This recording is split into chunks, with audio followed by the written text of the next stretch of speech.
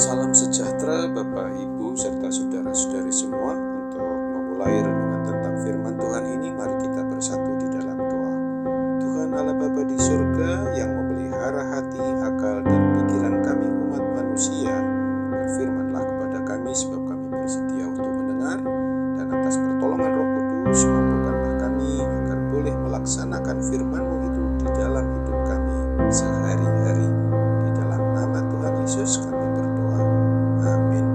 Sebagai nas renungan firman Tuhan hari ini diambil dari kitab Kisah Para Rasul pasal 1 ayat 23, 24 dan 25 yang berbunyi, lalu mereka mengusulkan dua orang, Yusuf yang disebut Barsabas dan yang juga bernama Yustus dan Matias. Mereka semua berdoa dan berkata, "Ya Tuhan, Engkaulah yang mengenal hati semua orang. Tunjukkanlah kiranya siapa yang Engkau pilih dari kedua orang ini untuk menerima jabatan pelayanan, yaitu kerasulan yang ditinggalkan Yudas yang telah jatuh ke tempat yang wajar baginya." Sebagai tema yang diangkat dari nas renungan kita adalah mohon petunjuk Roh Kudus dalam mengambil keputusan. Yusuf Barsabas dan Matias adalah dua kandidat yang baik untuk dipilih menjadi murid atau rasul pengganti posisi Yudas Iskariot yang telah mengkhianati.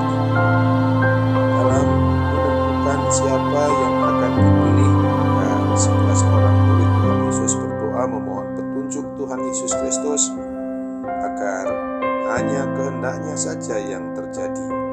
Akhirnya lewat undian Tuhan memilih Matias. Renungan tentang firman Tuhan hari ini mau mengajarkan dan mengajak kita sebagai pribadi atau keluarga orang yang mengaku beriman percaya kepada Kristus, agar di dalam setiap pengambilan suatu keputusan apapun juga, supaya kita awali dengan memohon petunjuk menurut kebenaran firman Tuhan, supaya hanya kehendaknya saja yang kita laksanakan, bukan untuk menuruti kehendak kita sendiri.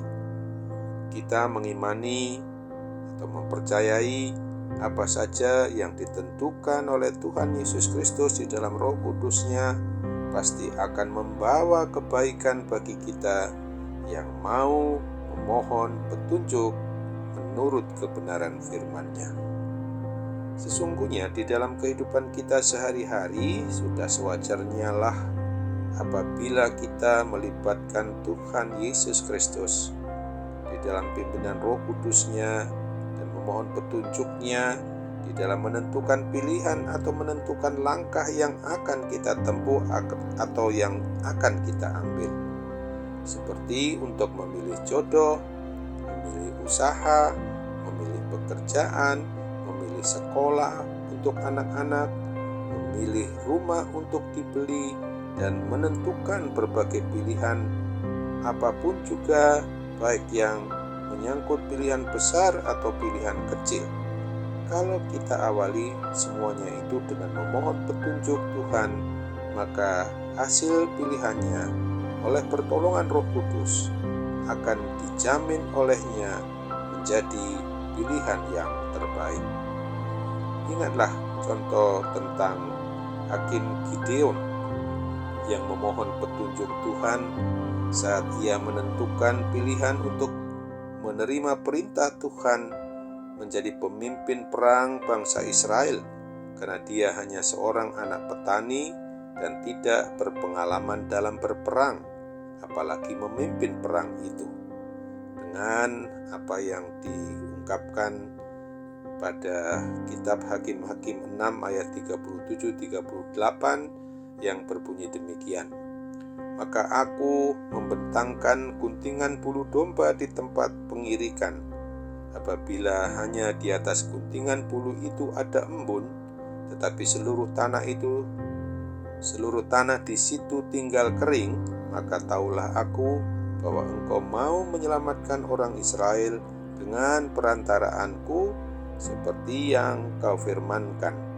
Dan demikianlah terjadi, sebab keesokan harinya pagi-pagi ia bangun, dipulasnya guntingan bulu itu dan diperasnya air embun dari guntingan bulu itu, secawan penuh air. Amin. Mari kita kembali bersatu dalam doa.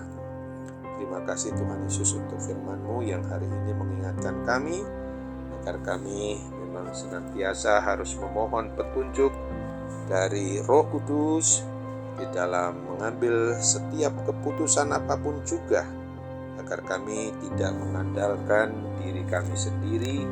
Memang selayaknya kami harus mengandalkan Tuhan Yesus di dalam seluruh aspek dari kehidupan kami.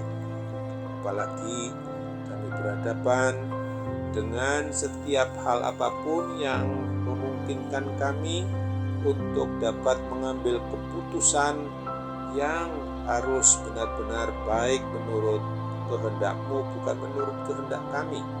Karena kami tidak mau mengandalkan manusia, kami tidak mau mengandalkan siapapun juga, kecuali hanya mau mengandalkan pertolongan Roh Kudus saja. Sehingga kami memang sungguh tidak lalai di dalam melakukan berbagai aktivitas apapun ketika harus mengambil keputusan. Pada saat ini juga ketika kami mempunyai persoalan maupun pergumulan akibat gangguan kesehatan yang masih saja membuat kami tidak indah dalam menikmati hidup ini, kami mohon di dalam mengambil keputusan untuk pengobatan, hal yang menyangkut pengobatan yang sungguh perlu untuk mohon pertolongan-Mu. Pantaslah kami juga berharap bahwa mujizat kesembuhan daripada-Mu akan terjadi ketika keputusan untuk pengobatan yang kami ambil hanya menurut kehendak-Mu. Dalam nama Tuhan Yesus kami berdoa dan bersyukur kepada-Mu. Amin.